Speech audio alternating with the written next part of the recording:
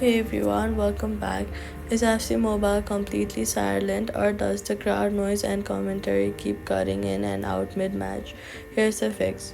First, check the physical mute switch on the side of your iPhone and make sure that it isn't flipped on silent.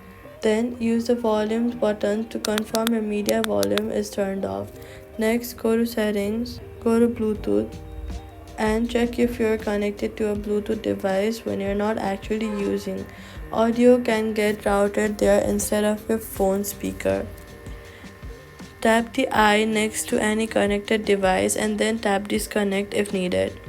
Force close the FC Mobile from your recent apps and then reopen it fresh. If it's still stuck, audio session often appears on your launch. If sound is still missing, then go to settings, go to focus, and check that do not disturb or any focus mode isn't silencing app sounds. Finally, restart the iPhone completely to clear any deeper audio session conflict, then reopen FC Mobile.